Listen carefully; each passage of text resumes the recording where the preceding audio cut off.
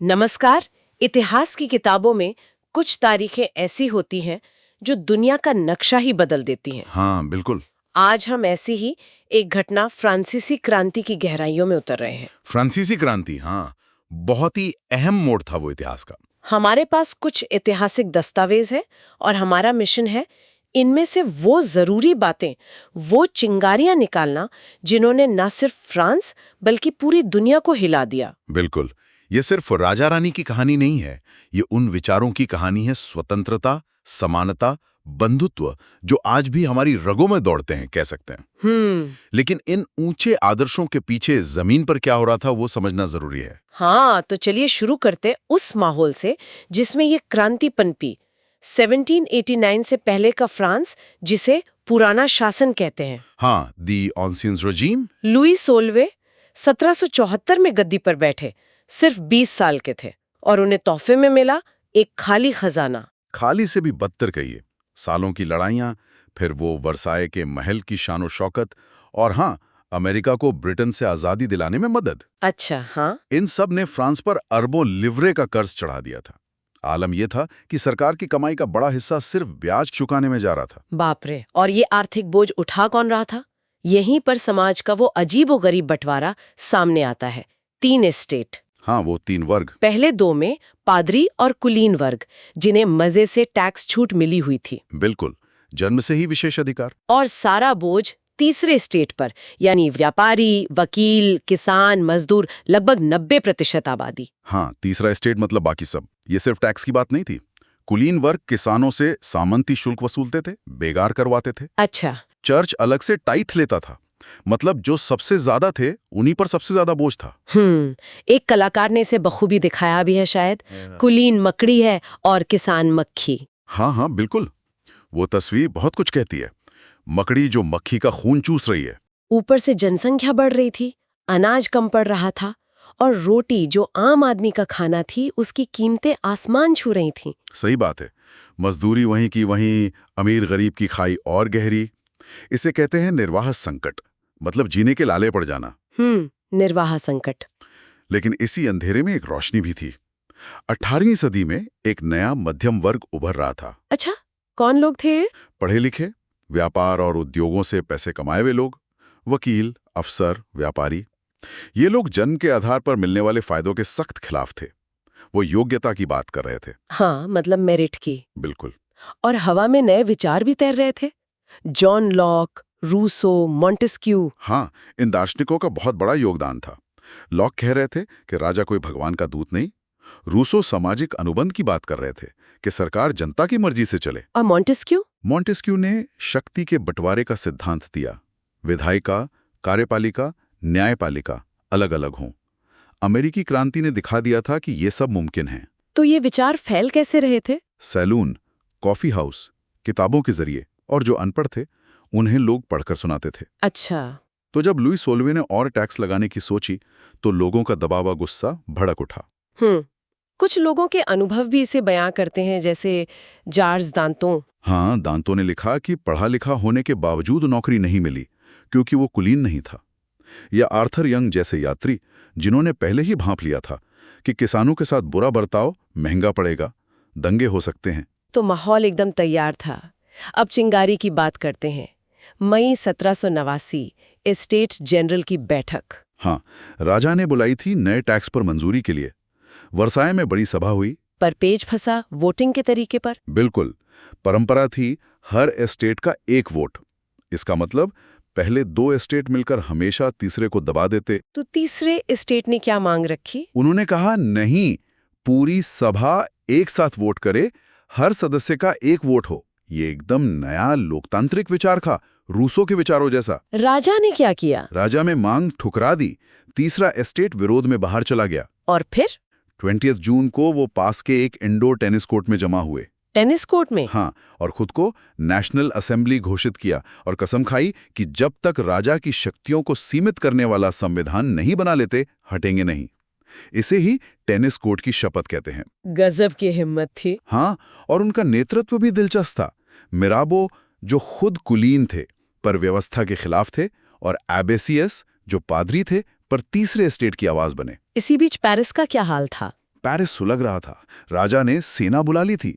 अफवाहें गर्म थी कि सेना गोली चला सकती है। और फिर आई 14 जुलाई 1789 की वो तारीख। हाँ, 14 जुलाई। गुस्साई भीड़, उन्हें लगा हथियार चाहिए तो सरकारी इमारतों में घुसने लगे और फिर वो बास्तील के किले पर टूट पड़े। उन्हें लगा वहां गोला बारूद मिलेगा। हाँ, यही उम्मीद थी। किले के कमांडर को मार दिया गया। कैदी रिहा हुए, हालांकि अंदर सिर्फ 7 ही कैदी थे उस वक्त। 7 ही? पर किला तोड़ा क्यों फिर? क्योंकि बास्तील सिर्फ एक किला नहीं था, वो राजा की मनमानी ताकत, उसकी निरंकुश शक्ति का प्रतीक था। लोगों ने उसे नफरत से ढा दिया। उसके पत्थर यादगार की तरह बिके। ये एक सांकेतिक जीत थी। इस घटना ने पूरे फ्रांस में हलचल मचा दी होगी। बिल्कुल। गांव में महान भय फैल गया। अफवाह उड़ी कि जमींदार लुटेरों को बुला रहे हैं फसल बर्बाद करने के लिए। डर के मारे? हाँ, डर के मारे किसानों ने कुदालों और बेलचों से महलों, चैटों पर हमला किया। अनाज लूटा, लगान के कागजात जला दिए। बहुत से कुलीन तो देश छोड़कर ही भाग गए। तो राजा लुई 16वें का क्या हुआ? जनता की इस ताकत के आगे उन्हें झुकना पड़ा। उन्होंने नेशनल असेंबली को मान्यता दे दी और मान लिया कि उनकी शक्तियां अब संविधान से चलेंगी। और फिर 4 अगस्त 1789 की रात, वो तो बड़ी खास थी शायद। बहुत खास। उस रात असेंबली ने एक फरमान पास किया। सामंती व्यवस्था खत्म, सारे विशेषाधिकार खत्म, टैक्स खत्म, टाइट खत्म, चर्च की जमीनें भी जब्त कर ली गईं। सोचिए, सदियों पुरानी व्यवस्था एक झटके में बदल गई। कमाल है। इसके बाद नेशनल असेंबली ने 1791 में संविधान बनाया। फ्रांस बन गया संवैधानिक राजतंत्र। राजा की शक्तियां सीमित कर दी गईं। हाँ, शक्तियां विधायिका, कार्यपालिका और न्यायपालिका में बांट दी गईं। लेकिन क्या सबको बराबरी मिली? वोट का अधिकार सबको मिला? यहीं पर एक पेच था। वोट देने का अधिकार सबको नहीं मिला। अच्छा। सिर्फ वो पुरुष जिनकी उम्र 25 साल से ऊपर थी और जो कम से कम 3 दिन की मजदूरी के बराबर टैक्स देते थे, वही सक्रिय नागरिक कहलाए और वोट दे सके। तो बाकियों का क्या हुआ? गरीब पुरुष, सारी महिलाएं? हाँ, वो सब निष्क्रिय नागरिक बना दिए गए। लगभग 30 लाख पुरुष और सारी महिलाएं, बच्चे, युवा। ये तो समानता के वादे से कहीं ना कहीं पीछे हटना हुआ ना। संविधान की शुरुआत हुई पुरुष एवं नागरिक अधिकारों के घोषणा पत्र से। इसमें जीवन, स्वतंत्रता, अभिव्यक्ति की आजादी, कानून के सामने बराबरी जैसे अधिकारों को नैसर्गिक बताया गया। हाँ, ये बहुत बड़ी बात थी। नेचुरल एंड इनएलिएनेबल राइट्स, जो जन्म से मिलते हैं और छीने नहीं जा सकते। राज्य का कर्तव्य था इनकी रक्षा करना। लोगों को समझाने के लिए प्रतीकों का भी इस्तेमाल हुआ, है ना? टूटी जंजीर। हाँ, टूटी जंजीर मतलब आजादी। छड़ों का बंडल मतलब एकता में शक्ति। त्रिभुज के भीतर आंख यानी ज्ञान। लाल फ्राइजियन टोपी जो दास आजाद होने पर पहनते थे। नीला सफेद लाल रंग भी। हाँ, वो फ्रांस के राष्ट्रीय रंग बन गए।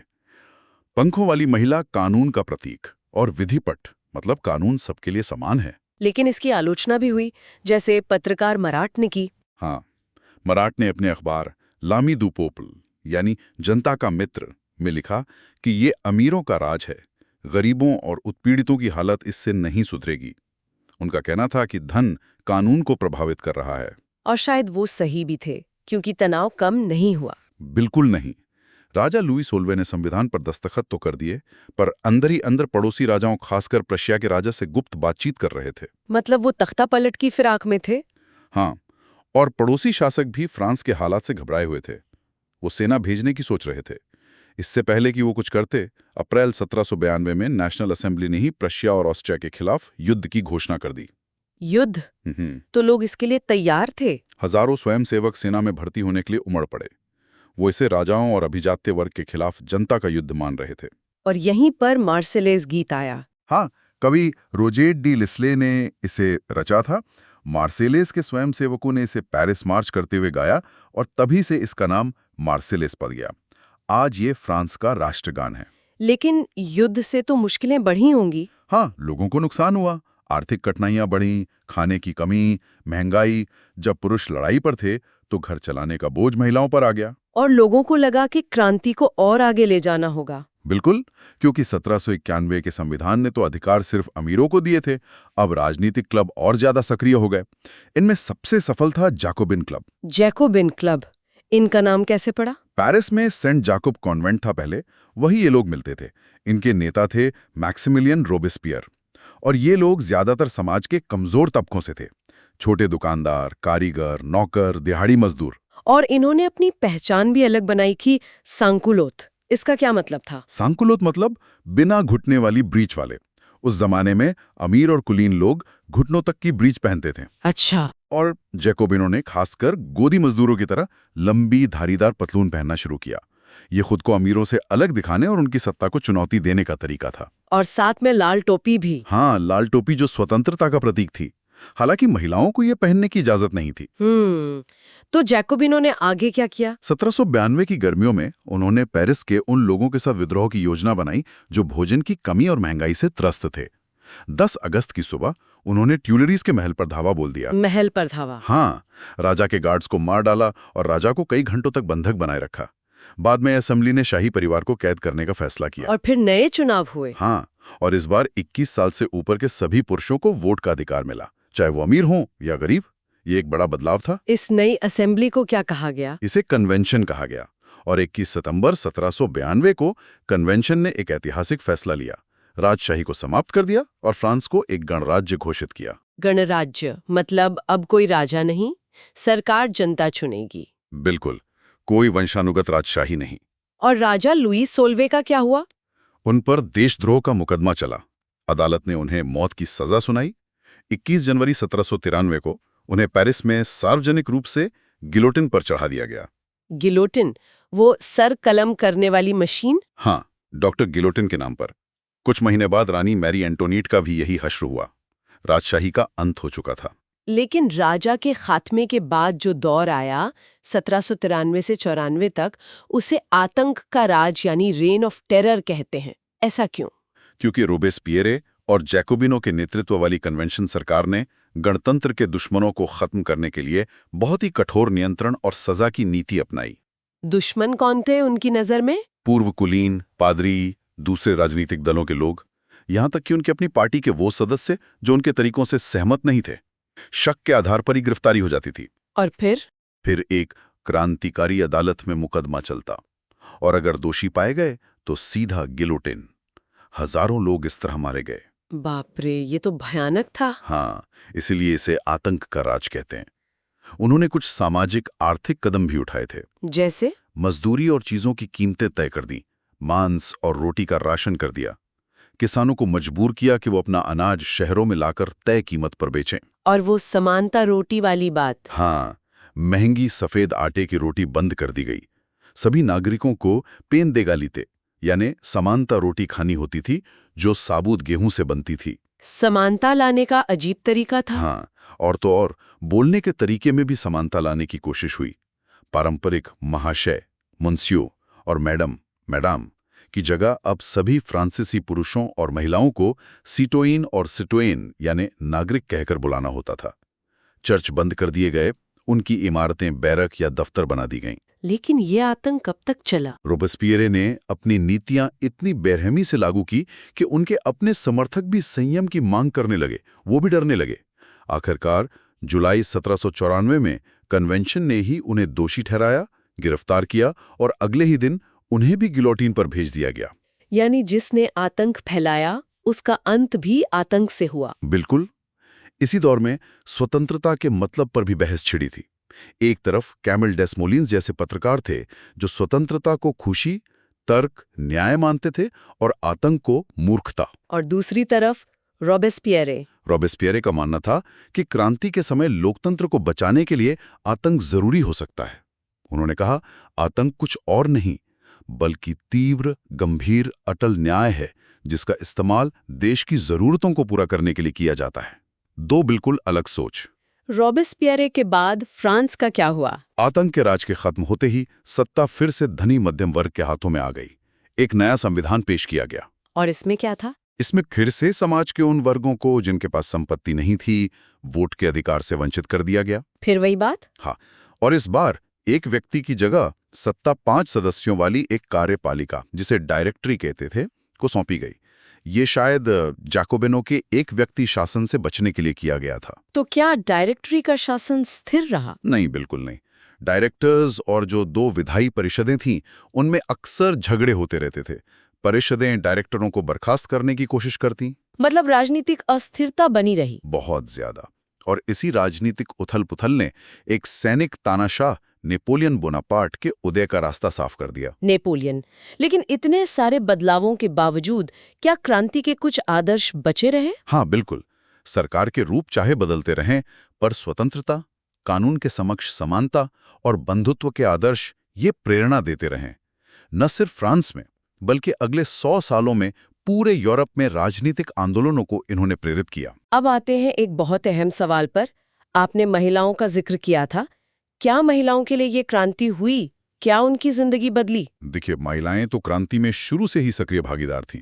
बास्तील पर हमले में, वर्साई से राजा को पेरिस लाने में, हर जगह उन्हें उम्मीद थी कि उनकी भागीदारी से सरकार उनके जीवन को बेहतर बनाने के लिए कदम उठाएगी। लेकिन तीसरे स्टेट की ज्यादातर महिलाओं की हालत तो शायद अच्छी नहीं थी। बिल्कुल नहीं। ज्यादातर को गुजारे के लिए काम करना पड़ता था। दर्जी, धोबिन, फूल फल बेचने वाली, घरेलू नौकरानी। ज्यादातर को न पढ़ने का मौका मिलता था, न कोई ट्रेनिंग। सिर्फ अमीर घरों की लड़कियां ही कॉन्वेंट जा पाती थी। और घर की जिम्मेदारी भी उन पर ही थी। हाँ, खाना बनाना, पानी लाना, रोटी के लिए लाइन में लगना, बच्चों को संभालना। और मजदूरी भी पुरुषों से कम मिलती थी। तो उन्होंने अपनी आवाज कैसे उठाए? उन्होंने अपने राजनीतिक क्लब बनाए, अपने अखबार शुरू किए। फ्रांस के अलग अलग शहरों में करीब 60 महिला क्लब बन गए थे। कोई मशहूर क्लब?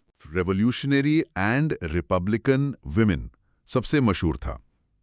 उनकी मुख्य मांग थी कि महिलाओं को पुरुषों के बराबर राजनीतिक अधिकार मिले। मतलब वोट देने का अधिकार, चुनाव लड़ने का अधिकार। हाँ, वो 1791 के संविधान से बहुत निराश थीं, जिसने उन्हें निष्क्रिय नागरिक बना दिया था। उन्होंने वोट देने, असेंबली के लिए चुने जाने और राजनीतिक पद संभालने के अधिकार की मांग की। क्या क्रांतिकारी सरकार ने उनकी कुछ सुनी? शुरू में कुछ सुधार हुए? हाँ, शुरुआती सालों में कुछ कानून बने जिनसे महिलाओं की हालत सुधरी। जैसे सरकारी स्कूल बने तो लड़कियों के लिए स्कूली शिक्षा अनिवार्य हुई। पिता अब बेटी की मर्जी के खिलाफ शादी नहीं कर सकते थे। शादी को एक सिविल कॉन्ट्रैक्ट बनाया गया। तलाक को कानूनी बनाया गया और मर्द औरत दोनों अर्जी दे सकते थे। महिलाओं को ट्रेनिंग लेने, कलाकार बनने, छोटे व्यापार चलाने के मौके भी मिले। ये तो अच्छी बात थी, लेकिन ये कब तक चला? ज़्यादा दिन नहीं। खासकर आतंक के राज के दौरान नई सरकार ने महिला क्लबों को बंद करने और उनकी राजनीतिक गतिविधियों पर रोक लगाने वाले कानून जारी कर दिए। ऐसा क्यों? शायद उन्हें महिलाओं की बढ़ती ताकत से डर लगने लगा था। कई महिला प्रमुख नेताओं को गिरफ्तार किया गया और उनमें से कई को फांसी दे दी गई। जैसे ओलिम्पे डे गूस? हाँ, ओलिम्पे डे गूस। वो उस वक्त की सबसे महत्वपूर्ण राजनीतिक रूप से सक्रिय महिलाओं में से एक थी। उन्होंने संविधान और पुरुष एवं नागरिक अधिकारों के घोषणा पत्र का विरोध किया, क्योंकि उसमें महिलाओं को बुनियादी अधिकारों से बाहर रखा गया था। तो उन्होंने क्या किया? उन्होंने 1791 में अपना घोषणा पत्र लिखा, महिला एवं नागरिक अधिकारों का घोषणा पत्र। उसमें उन्होंने लिखा कि महिला स्वतंत्र पैदा होती है और अधिकारों में पुरुष के बराबर रहती है। संप्रभुता पूरे राष्ट्र में है, जो महिला और पुरुष के मिलन से बनता है। कानून सबकी इच्छा से बनना चाहिए और सभी नागरिक, महिला और पुरुष को इसमें भाग लेने का अधिकार होना चाहिए। के हिसाब से? बिल्कुल। उन्होंने जैकोबिन सरकार की आलोचना की जब महिला क्लब बंद किए गए। नतीजा ये हुआ कि नेशनल कन्वेंशन ने उन पर देशद्रोह का मुकदमा चलाया और उन्हें फांसी दे दी गई। यानी महिलाओं की आवाज को बेरहमी से दबा दिया गया। हाँ, एक जैकोबिन नेता थे, चौमेट। उन्होंने तो महिला क्लब बंद करने को सही ठहराते हुए कहा था कि प्रकृति ने महिलाओं को घरेलू काम और पुरुषों को राजनीतिक काम सौंपा है। तो फ्रांस में महिलाओं को वोट का अधिकार कब मिला आखिरकार? बहुत बाद में, 1946 में। सोचिए, क्रांति के लगभग 150 साल बाद। लेकिन दुनिया भर में महिलाओं के मताधिकार का संघर्ष अगले 200 सालों तक चलता रहा और फ्रांसीसी महिलाओं की क्रांतिकारी गतिविधियों की याद एक प्रेरणा बनी रही। क्रांति का एक और अंधेरा कोना था दास्ता। हाँ, दास प्रथा। फ्रांस के करीबियन उपनिवेश थे मार्टिनिक, ग्वाडलूप, सैन डोमिंगो। यहाँ तंबाकू, नील, चीनी, कॉफी के बड़े बागान थे। और इन बागानों पर काम करने के लिए मजदूर कहाँ से आते थे? यूरोपीय लोग तो वहां जाना नहीं चाहते थे। तो इस कमी को पूरा किया गया अफ्रीका से गुलाम लाकर। ये एक बहुत ही क्रूर त्रिकोणीय दास व्यापार था जो यूरोप, अफ्रीका और अमेरिका के बीच चलता था। ये कैसे होता था? फ्रांसीसी व्यापारी बोर्डो या नैंटेस जैसे बंदरगाहों से जहाज लेकर अफ्रीका जाते थे। वहां स्थानीय सरदारों से गुलाम खरीदते थे। फिर उन गुलामों को जानवरों की तरह जहाजों में ठूंस कर, दाग कर, जंजीरों में बांधकर 3 महीने की लंबी यात्रा पर अटलांटिक पार कैरेबियन ले जाया जाता था। और वहां उन्हें बेच दिया जाता था। हाँ, बागान मालिकों को। इसी दास श्रम के शोषण से यूरोपीय बाजारों में चीनी, कॉफी, नील की मांग पूरी होती थी। बोर्डो और नैंटेस जैसे शहर इसी व्यापार से अमीर हुए। क्या क्रांति के दौरान इस पे कोई बात हुई? बहुत कम। 18वीं सदी में फ्रांस में दासता की ज्यादा आलोचना नहीं हुई। नेशनल असेंबली में बहस तो हुई कि क्या मनुष्य के अधिकार उपनिवेशों के गुलामों पर भी लागू होते हैं, लेकिन व्यापारियों के विरोध के डर से कोई कानून पास नहीं किया गया। एक मशहूर प्रिंट भी है उस समय का, जिसमें दासों की मुक्ति दिखाई गई है तिरंगे झंडे के साथ। लेकिन क्या ये हमेशा के लिए था? नहीं, ये बस थोड़े समय के लिए था। 10 साल बाद जब नेपोलियन सत्ता में आया, उसने दासता को फिर से शुरू कर दिया। फिर से? क्यों? क्योंकि बागान मालिकों ने अपनी स्वतंत्रता का मतलब समझा कि उन्हें अफ्रीकी लोगों को गुलाम बनाने का अधिकार है, अपने आर्थिक हितों के लिए। तो फ्रांस के उपनिवेशों में दासता पूरी तरह कब खत्म हुई? अंततः 1848 में। 1848, काफी देर से। अच्छा, अब ये बताइए कि क्या इस पूरी क्रांति ने आम लोगों की रोजमर्रा की जिंदगी पर कोई असर डाला? उनके कपड़ों पर, भाषा पर, किताबों पर? हाँ, बिल्कुल। 1789 के बाद फ्रांस में पुरुषों, महिलाओं, बच्चों के जीवन में कई ऐसे बदलाव आए। क्रांतिकारी सरकारों ने कोशिश की कि स्वतंत्रता और समानता जैसे आदर्श रोजमर्रा के जीवन में उतरें। सबसे बड़ा बदलाव क्या था? एक बहुत महत्वपूर्ण कानून जो 1789 के गर्मियों में बास्तील के पतन के तुरंत बाद लागू हुआ, वो था सेंसरशिप का उन्मूलन। सेंसरशिप का खात्मा मतलब? पुराने शासन में कोई भी किताब, अखबार या नाटक राजा के सेंसर की मंजूरी के बिना प्रकाशित या प्रदर्शित नहीं हो सकता था। अब पुरुष एवं नागरिक अधिकारों के घोषणा पत्र ने भाषण और अभिव्यक्ति की स्वतंत्रता को एक प्राकृतिक अधिकार घोषित कर दिया था। तो इसका नतीजा क्या हुआ? नतीजा ये हुआ कि अखबारों, पैम्फलेटों, किताबों, छपी हुई तस्वीरों की जैसे बाढ़ आ गई फ्रांस के शहरों में, और वहां से वो तेजी से गांवों तक पहुंची। लोग खुलकर लिखने पढ़ने लगे। हाँ, हर कोई फ्रांस में हो रही घटनाओं और बदलावों पर चर्चा कर रहा था, लिख रहा था। प्रेस की आज़ादी का मतलब ये भी था कि विरोधी विचार भी व्यक्त किए जा सकते थे। हर पक्ष प्रिंट के माध्यम से दूसरों को अपनी बात समझाने की कोशिश कर रहा था। और जो लोग पढ़ लिख नहीं सकते थे, उन तक ये विचार कैसे पहुंचे? नाटकों, गीतों और उत्सवों के जुलूसों के जरिए इनमें बहुत भीड़ जुटती थी। ये एक तरीका था जिससे वो स्वतंत्रता या न्याय जैसे विचारों को समझ सकते थे, जिनसे जुड़ सकते थे, जिनके बारे में दार्शनिकों ने तो लंबे लंबे लेख लिखे थे, जो बस कुछ पढ़े लिखे लोग ही पढ़ सकते थे। अच्छा, ये तो दिलचस्प है। अब अंत में आते हैं नेपोलियन पर। डायरेक्टरी की अस्थिरता के बाद वो उभरे। हाँ, 1804 में नेपोलियन बोनापार्ट ने खुद को फ्रांस का सम्राट घोषित कर दिया। फिर उसने पड़ोसी यूरोपीय देशों को जीतना शुरू किया, पुराने राजवंशों को हटाया और अपने परिवार के सदस्यों को राजा बनाया। वो खुद को क्या समझता था? वो अपनी भूमिका यूरोप के आधुनिकीकरणकर्ता के रूप में देखता था। उसने कई नए कानून लागू किए, जैसे निजी संपत्ति की सुरक्षा का कानून और दशमलव प्रणाली पर आधारित भार और माप की एक समान प्रणाली। लोगों की क्या प्रतिक्रिया थी शुरू में? शुरुआत में कई लोगों ने नेपोलियन को एक मुक्तिदाता के रूप में देखा, जो लोगों के लिए स्वतंत्रता लाएगा। लेकिन जल्द ही उसकी सेनाओं को हर जगह एक हमलावर सेना के रूप में देखा जाने लगा। और उसका अंत? वो अंततः 1815 में वाटरलू की लड़ाई में पराजित हुआ। लेकिन उसके कई उपाय, जो स्वतंत्रता और आधुनिक कानूनों के क्रांतिकारी विचारों को यूरोप के दूसरे हिस्सों में ले गए, उनका असर नेपोलियन के जाने के लंबे समय बाद भी रहा। तो अगर हम फ्रांसीसी क्रांति की सबसे बड़ी विरासत की बात करें तो वो क्या होगी? मेरे हिसाब से स्वतंत्रता और लोकतांत्रिक अधिकारों के विचार, ये फ्रांसीसी क्रांति की सबसे महत्वपूर्ण विरासत थे। और ये सिर्फ फ्रांस तक सीमित नहीं रहे। बिल्कुल नहीं। ये 19वीं सदी के दौरान फ्रांस से निकलकर बाकी यूरोप में फैले, जहां सामंती व्यवस्थाओं को समाप्त कर दिया गया। और यूरोप के बाहर उपनिवेशों में रहने वाले लोगों ने भी स्वतंत्रता के विचार से प्रेरणा ली। उन्होंने इसे बंधन से मुक्ति और एक संप्रभु राष्ट्र राज्य बनाने के अपने आंदोलनों से जोड़ा। क्या भारत में भी इसका कोई असर हुआ? टीपू सुल्तान और राजा राम मोहन रॉय ऐसे दो उदाहरण हैं जिन्होंने क्रांतिकारी फ्रांस से आने वाले विचारों पर प्रतिक्रिया व्यक्त की। राजा राम मोहन रॉय तो फ्रांसीसी क्रांति और बाद में जुलाई क्रांति से इतने उत्साहित थे कि कहा जाता है कि केप टाउन में चोट लगने के बावजूद वो क्रांतिकारी तिरंगा झंडा फहरा रहे फ्रांसीसी युद्धपोतों को देखने पर अड़े रहे। ये तो वाकई दिलचस्प किस्सा है। लेकिन ये कहानी सिर्फ स्वतंत्रता और लोकतंत्र की सुनहरी कहानी नहीं है, है ना? नहीं, बिल्कुल नहीं। आधुनिक दुनिया का इतिहास सिर्फ यही नहीं है। यह हिंसा और अत्याचार, मृत्यु और विनाश की कहानी भी रही है। फ्रांसीसी क्रांति में भी हमने यह देखा। तो इस पूरी उथल पुथल से, इस पूरी चर्चा से हम क्या लेकर जा सकते हैं?